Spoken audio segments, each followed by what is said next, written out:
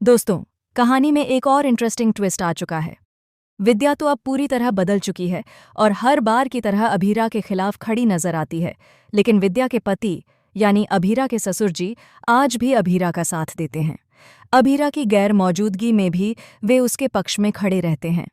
जहां मायरा सबकी लाडली है, सबकी पसंदीदा है और सभी उस पर जान छिड़कते हैं, तो ऐसा हो भी क्यों ना, क्योंकि मायरा यहाँ सबकी चहेती जो है। आने वाले ट्रैक में दोस्तों आप देखेंगे कि मायरा अब स्कूल जाने लगी है और उसी स्कूल में वाणी को भी एडमिशन मिल जाएगा। लेकिन उसके लिए स्कॉलरशिप की ज़रूरत है और साथ ही काफ़ी पैसों की भी।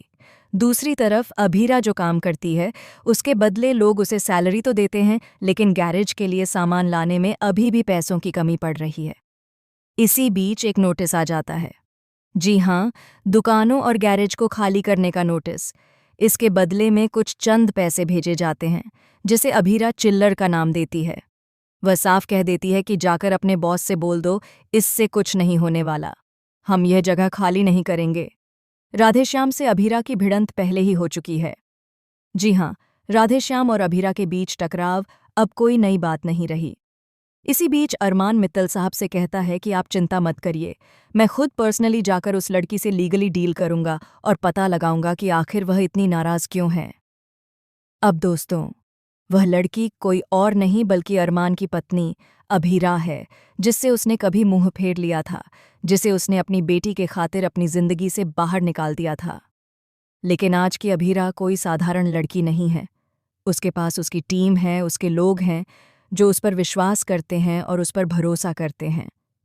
इसीलिए अरमान के लिए अब इतना आसान नहीं होगा अभीरा को उसकी ही दुकान से निकालना या उस जगह को खाली करवाना। राधेश्याम एक घटिया इंसान है जो गरीबों को परेशान करता है, उनका खून चूसता है, और अभीरा ये सब होने नहीं देगी। आखिरकार लीप के बाद पहली बार अरमान और अभीरा का आमना सामना होगा। इसी जगह पर दोनों के बीच जबरदस्त टकराव देखने को मिलेगा। वहीं मायरा अभीरा को देखकर आउट ऑफ कंट्रोल हो जाएगी और गुस्से में उसके साथ बदतमीजी करने लगेगी। लेकिन वाणी यह सब बर्दाश्त नहीं करेगी और मायरा को फटकार लगाएगी। ये देखकर अरमान का गुस्सा अभीरा पर और भी ज्यादा बढ़ जाएगा। अब देखना बेहद इंटरेस्टिंग होगा कि जीत किसकी होती है, अभीरा की या अरमान की।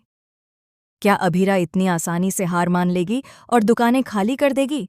वेल दोस्तों, कमेंट में ज़रूर बताइए।